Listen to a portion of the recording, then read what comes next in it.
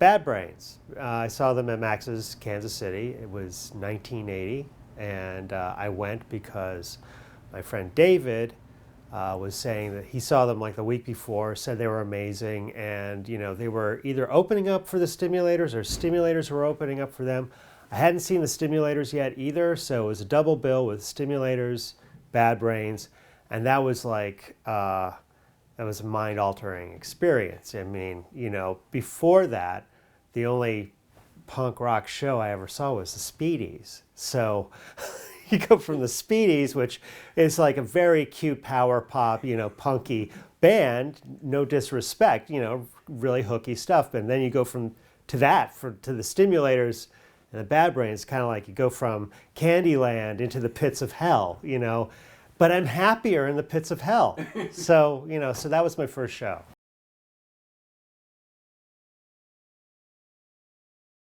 Danceteria, because I never utilized the full potential of Danceteria. And had I been a little more hip, I would have been at Danceteria every night, maybe getting laid once in a while. It would have been much cooler than anywhere else. But I only went there a few times, and it was full of trendy people, and I was too cool for that, and it was my loss.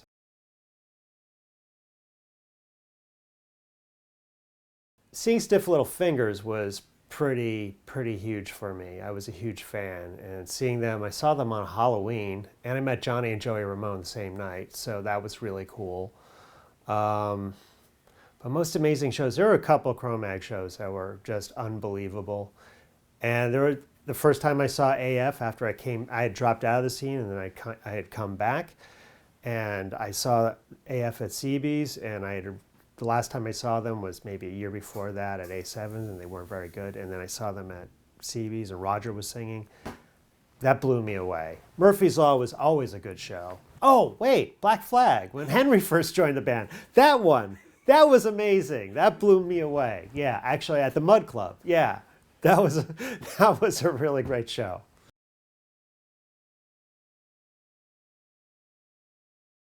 There's one show I really wish I saw, and I couldn't do it because I didn't have the money. It was Liberace in Radio City Music Hall.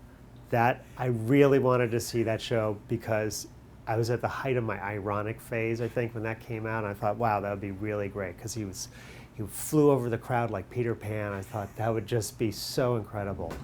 Barring that, Susie in the Banshees, when they first hit New York, every time she played, I somehow fucked up and missed her show.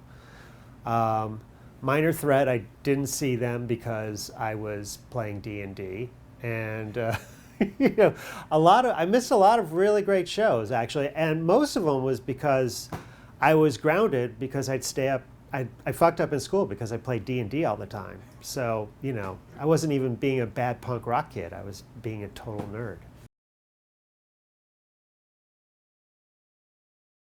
Okay, they were the greatest because A, they were incredibly tough, and I have a thing for tough girls.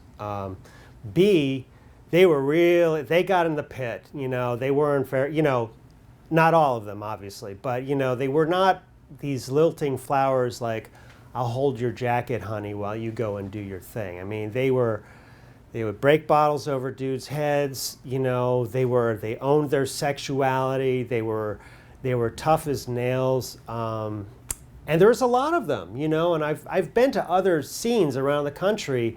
There would be some girls, but in New York, we had a lot of girls, and they were not wilting flowers. They were tough, and they had big personalities. Like some of my best friends in the scene were girls. And and this is a very macho scene, right? Very like male dominant, female exclusive because of how testosterone heavy. But these girls could go toe to toe with any dude. Like Big Kim, she could clock somebody and they'd be out. So I love the girls in New York. My dad was a painter. My mom was a painter. And I grew up in Soho, which was an artist ghetto at the time, and it wasn't for rich people like it is now. I mean, I grew up on welfare living in Soho, so it gives you a better idea. So I was around art all the time, and I was obviously encouraged, or not, maybe not encouraged, but not discouraged, and I just never stopped. I just kept doing it and doing it, and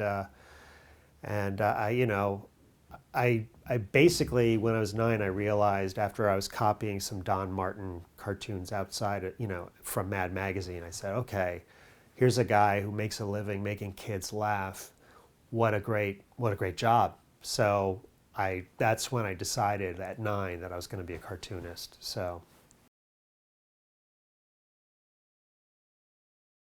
what brought me into hardcore as an artist was it was my chance to contribute. So, and that was the thing, is like it was a small international thing where everybody contributed, and flyers, zines, record labels, bands, and squats, like everybody tried to be involved as much as they could. And sometimes it was just showing up to the gig, showing up to the gig when like only 5 people are there. You mattered, so that was the attitude, was like, how do I get into this more? I was very sort of restricted in my high school years because I could go out, but I was usually, like I said before, in trouble and grounded, so I didn't go out as much. But once I basically was of age, I was in, knee deep and, helping my friends out, essentially. I think it's 84 that I start doing flyers for the Cro-Mags, and 6 months to a year, Roger approaches me. I think, it's funny, back then, a month seemed like 6 months. Time was amazingly longer back then. I don't know why that is, but it seemed like a year later. It could have been 3 months later. Things just moved so fast. It seemed like it took forever, though. It was strange. So, yeah, I'd done a few Cro-Mags flyers, and I kind of, because of the band and because of what I did, I got noticed, and Roger was a fan, and he just said, hey, man, got a record deal, like you to do the album cover. I was like, well, okay, that sounds great. And he said, in color, too. And I was like, whoa, oh my God, color. So after the AF record, drops, everyone, it made waves everywhere, and the art made some waves too, which was really cool. And as a result, I think the next group that I worked for was Crumbsuckers, and then it was Carnivore, and then it was Whiplash, or maybe it was Whiplash, then Carnivore. I forget the exact order, but like I said, a month seemed like 6 months back then. So, this all was happening within a year, and then maybe a year after that, Prong approached me and asked me to do some stuff. I did some stuff for PMS at one point. Oh, and weirdly, in '88, Mike Watt and Elliot Sharp and Dan Hurley had a project called Bootstrappers, and Elliot Sharp asked me to do the cover for that, which was amazing because it's kind of outside of my little world. And I did that art on an Amiga 500, and it's like 250 raster, it's 250 bit, and it like really is chunky, and yeah, that was pretty cool. So, and then I did a lot more after that. So for me, the Jerky Boys is like the comedy equivalent of New York hardcore. They are one and the same to me. And to me, my art obviously, I think, worked ultimately better with the Jerky Boys just because their content is comedic. What I do is I'm a cartoonist. There's no discussions about whether or not the image is hard enough or, badass enough. So, and also the Jerky Boys characters write themselves. So it was really easy for me to come up with those characters. And like hardcore, they were just a little demo, well, not even demo tape, just a little tape that just blew up all over. I had people calling me from Alaska saying, hey, is that you on the Jerky Boys tape? Or they were calling it the Auto Mechanic tape. I was like, no, but I actually know the guys. And Kamal, who grew up in Astoria but was living on 6th Street at the time, he was like a drinking buddy of mine. And he used to play the tapes for me. And I just said to him one day, I was like, listen, I don't know how you're going to do anything with this, but it should be huge. And if you ever need art, give me a call because I totally must do this. And it's kind of like the same thing with hardcore, right? So the Jerky Boys then get a record deal. They bring me along for the record deal, and it's like Polygram Mercury. And so we're dealing with like major label money and stuff. And then Sony Pictures, not Sony, Disney does a movie because everybody wants to cash in on the Jerky Boys, you know? So they do this movie.